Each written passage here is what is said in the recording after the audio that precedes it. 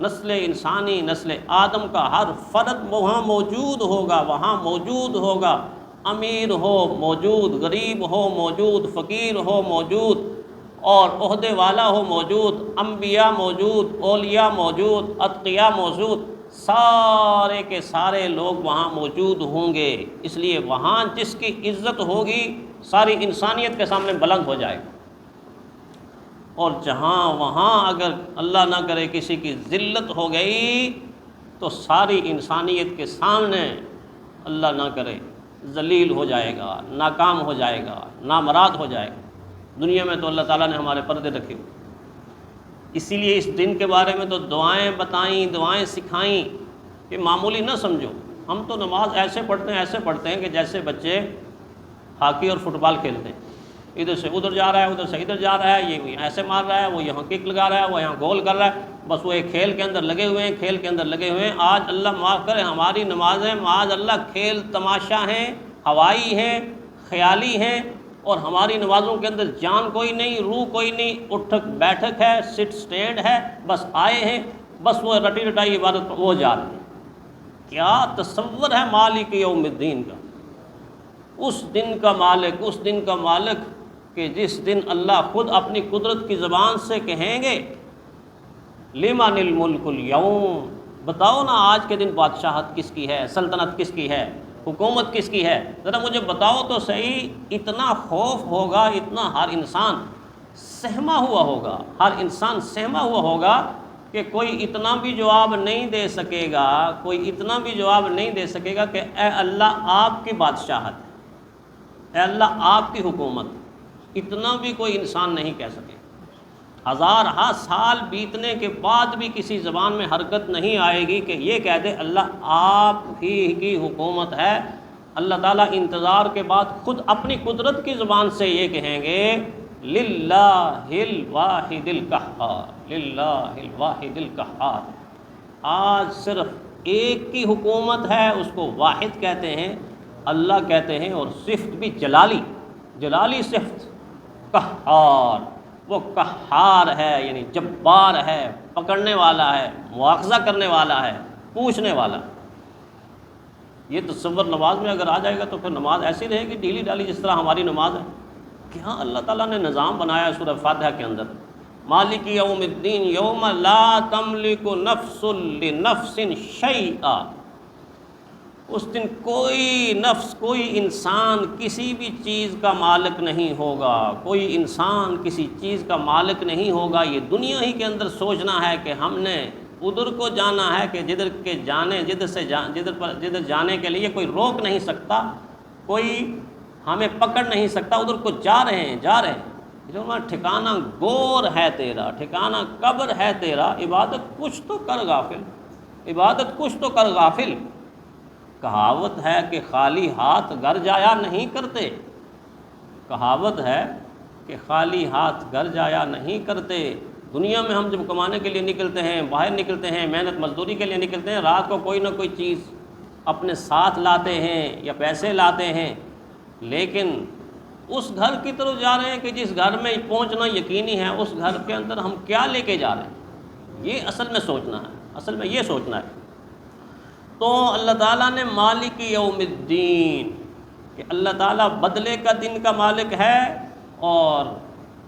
حساب کتاب کا دن کا مالک ہے، جزا سزا کے دن کا مالک ہے۔ اور حیرانی ہوتی ہے کہ نیک لوگ اپنے بچوں کی تربیت کیسے کرتے تھے۔ ہم تو پوری کی پوری زندگی بعض دفعہ بچوں کے سامنے آخرت کا تذکرہ ہی نہیں کرتے۔ اللہ نے فرمایا دیکھو لقمان علیہ السلام اپنے بیٹے کو کیسے بٹھا کے پیار کے ساتھ اس دن کے بارے میں سمجھا رہے ہیں، یا بنی ان تک مثقال حبۃ من خردل فی السماوات والارض یأتی بہ اللہ۔ اے میرے بیٹے، اگر رائی کے دانے کے برابر بھی چھوٹی سی کوئی چیز زمینوں کے اندر ہو، آسمانوں کے اندر ہو، پہاڑوں کے اندر ہو، یاد رکھو ایک دن ایسا آئے گا کہ اللہ تعالیٰ اس کو نکال کے آپ کے سامنے کر دیں، نکال کر آپ نے سامنے کر دیں گے۔ فَمَن يَعْمَلْ مِثْقَالَ ذَرَّةٍ خَيْرًا يَرَهُ۔ اگر خیر کے اعتبار سے ایک ذرہ برابر عمل ہے وہ یوں سامنے آ جائے گا، چمکتا دمکتا روشن تاباں، ایسے روشنی خیر کی آپ کے سامنے آ جائے گی۔ وَمَن يَعْمَلْ مِثْقَالَ ذَرَّةٍ شَرًّا يَرَهُ، اگر وہاں گناہ کے اعتبار سے، نافرمانی کے اعتبار سے اور معصیت کے اعتبار سے، اللہ کی بغاوت کے اعتبار سے کوئی ذرہ برابر عمل بھی اگر شر کا ہوگا تو وہ اندھیرے کی شکل میں، ظلمت کی شکل میں، ایک مکروہ شکل میں، ایک کراہت شکل میں، ایک بدبودار اور غلاظت کی شکل لے کر وہ عمل آپ کے سامنے ہوگا کہ یہ تم نے کمایا تھا، یہ تم نے کمایا تھا، یہ تم نے کمایا تھا۔ دونوں اعتبار سے اللہ تعالیٰ نے اس انداز سے سمجھایا کہ میدان محشر کے اس دن کو آسان نہ سمجھو، روز محشر پتہ چلے گا، روز محشر پتہ چلے گا کون ہے بھاری، کون ہے ہولا، نیکی برائی تلے گی اس دن، ایک ماشا، ایک تولا، جس دن ہوگا غضب خدا کا، ایک انگارہ آگ کا شعلہ، اللہ کا جلال، اتنا جلال۔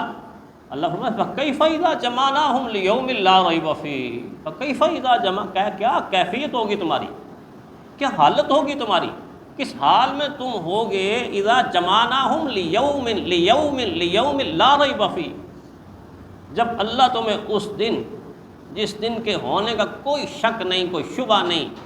کوئی تردد نہیں، کچھ نہیں، اس دن تمہاری حالت کیا ہوگی۔ جب اس پر آتے تھے نا اللہ والے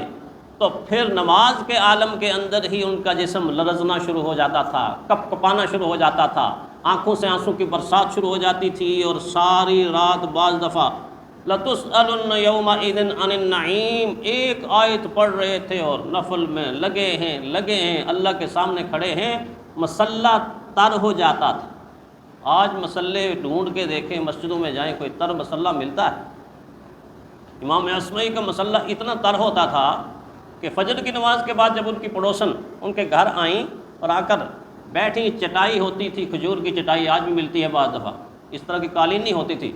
تو چٹائی پیچھے تھی، آ کر بیٹھ کے یوں بیٹھی، ایسے ہاتھ مارا، اور ہاتھ مارنے کے بعد ایسے ہاتھ جھٹک کے کہتی ہے ان کی اہلیہ کو، ان کی زوجہ محترمہ کو، او بہن یہ کہاں مجھے بٹھا دیا ہے، لعل الصبی بال حنا،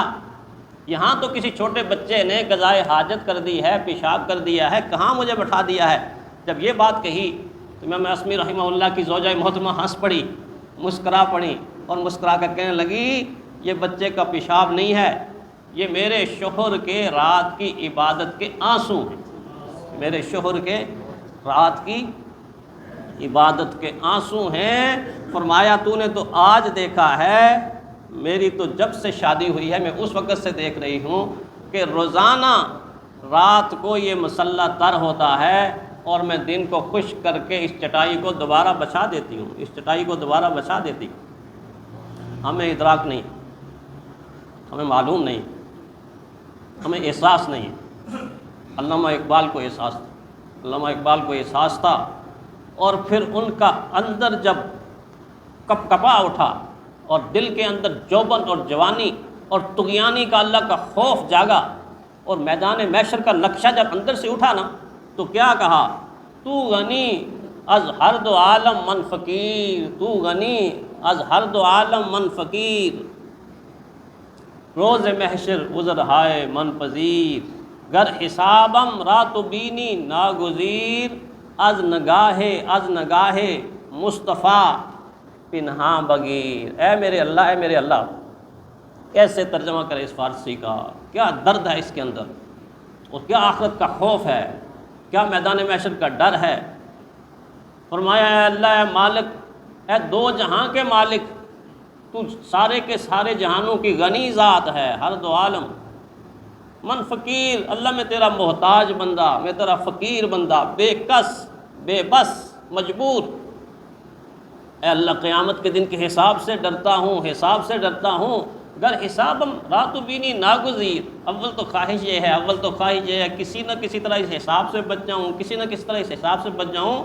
لیکن اے اللہ ایک دعا آج آپ سے کرتا ہوں، ایک درخواست آپ سے کرتا ہوں، ایک التجا آپ سے کرتا ہوں، یوں ہاتھ جوڑ کے، ایسا لگتا ہے علامہ اقبال اللہ کی بارگاہ میں کھڑے ہو کر یوں کہتے ہیں، اے اللہ تجھے اپنی کبریائی کا واسطہ، تجھے اپنی ربوبیت کا واسطہ، تجھے اپنے الہ ہونے کا واسطہ ایک درخواست اور ایک دعا کرتا ہوں، کیا پتہ زندگی کی سب سے قیمتی دعا یہ مانگی ہو ایک درخواست کرتا ہوں، اگر حسابم رات و بینی ناگزیر، اگر ضروری ہی سمجھا اس کا مطلب یہ ہے کہ کہنا یہ چاہتے ہیں کہ نہیں لینا نہیں لینا نہیں لینا، نہ لینا میرا حساب، لیکن اگر ضروری ہو گیا میرا حساب لینا تو فرمایا ایک دعا قبول کر لے کہ اپنے محبوب اور میرے آقا کی آنکھوں کے سامنے نہ لینا۔ از نگاہ مصطفیٰ پناہ مگیر، اگر میرا حساب لینا ہی ہے تو حضور صلی اللہ علیہ وسلم کی نظر مبارک سے پوشیدہ کر کے لینا، کہیں میرے اعمال کی وجہ سے میرے آقا کو پریشانی نہ ہو۔ کیا سوچ ہے، کیا سوچ ہے۔ ہم بھی سوچیں کہ جب ہمارے اعمال نامے پیش کیے جائیں گے اور جن رحمت کائنات صلی اللہ علیہ وسلم کا ہم نام لیتے ہیں اور ان کی شفاعت کے امیدوار رہتے ہیں، قیامت کے دن کہیں شرمندگی نہ ہو کہ اللہ کے حضور یہ کہیں کہ اچھا یہ کر کے آئے ہو، یہ کر کے آئے ہو، یہ کر کے آئے ہو، اور پھر ایسا کر کے آئے ہو کہ جس کرنے کے بعد میں نے دنیا ہی کے اندر کہا تھا کہ ایسا کرو گے ایسا کرو گے، تو پھر امید نہ رکھنا کہ میں تمہاری شفاعت کروں گا، میں تمہاری سفارش کروں گا۔ دوسروں کا حق مار کے تم آئے ہو اور میرے پاس آئے ہو کہ میں اللہ سے معافی دلوا لوں، معافی وہ دیں گے کہ جن کا تم نے حق مارا ہے۔ اللہ کے حبیب نے مثال دے کے سمجھا، قیامت کے دن کچھ لوگ آئیں گے، کسی کے کندھے میں بکری ہوگی، کسی کے کندھے اونٹ ہوگا، ایک تشبیہ دی، یعنی دوسرے لوگوں کا حق غصب کیا ہوا ہوگا۔ فرمایا یہ غصب کرنے والے میرے پاس آئیں گے، لائے جائیں گے، میں ان کو دور لے جاؤں، میں ان کی سفارش نہیں کروں گا، میں ان کی سفارش نہیں کروں گا۔ تو یہ دن ایسا دن ہے کہ سب کے لیے یکساں صرف محشر کا دن ہے، باقی دنیا میں سب کے لیے یکساں دن نہیں ہے۔ دیکھیں جو ہمارے گزر گئے ان کو یہ دن تو میسر نہیں، آج ہمیں یہ دن میسر ہوں گے، آنے والے دن میسر نہیں ہوں گے، یعنی دن بدلتے بدلتے ہم دنوں کے اندر گزر رہے، لیکن میدان محشر کا دن ایسا دن ہوگا کہ اس میں سارے کے سارے ایک ساتھ موجود ہوں گے اور سارے کے سارے اس امید میں ہوں گے کہ کب حساب شروع ہوگا، اور یہ یقین ہونا چاہیے انسان کا کہ اس دن عدالت اللہ کی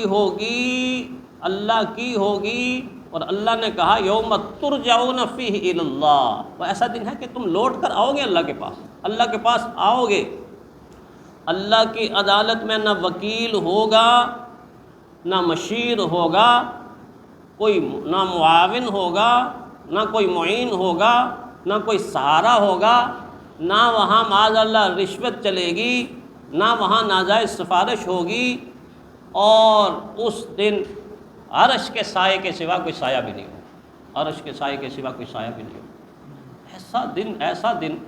اللہ سورہ فاتحہ میں نمازی کو کہہ رہے ہیں یہ کھڑے ہو جاؤ، 17 رکعتیں ہم عام طور پہ نفلوں کو ملا کے عشاء کی پڑھتے ہیں، 17 مرتبہ پڑھتے ہیں، مالک یوم الدین ایک مرتبہ بھی اثر ہوا، صبح کی 4 رکعتیں پڑھتے ہیں، اور ظہر کی نفلوں کو ملا کے 12 رکعتیں پڑھ لیتے ہیں، عصر کے فرض 4 پڑھ، یعنی اتنی رکعتوں میں ایک دن کے اندر مالک یوم الدین، لیکن کیا زندگی پر اثر ہوتا ہے؟ اثر اس لیے نہیں ہوتا کہ اس دن کی حالت اور کیفیت سے ہم واقف نہیں۔ تو اللہ تعالیٰ نے جو قرآن حکیم کے اندر بار بار اس کا تذکرہ کر کے مجھے اور آپ کو کھڑے کر کے قبلہ رخ کر کے مسلح کے اوپر ہو کے ہاتھ باندھ کے اللہ کے سامنے، اللہ تو جزا اور سزا کے دن کا مالک ہے، تو بدلے کے دن کا مالک ہے، تو پیشی کے دن کا مالک ہے، ہم تمہارے بندے ہیں، کریں گے وہی جو تو چاہتا، اور پیاری پیاری دعائیں سکھائیں کہ اگر یہ دعائیں کرتے رہو گے تو اللہ تعالیٰ اس دن کو تمہارے لیے آسان بنا دے۔ اللہم حاسبنی حسابا یسیرا، کتنی پیاری دعا ہے، اللہم حاسبنی حسابا یسیرا، اے اللہ میرا حساب اس دن آسان کر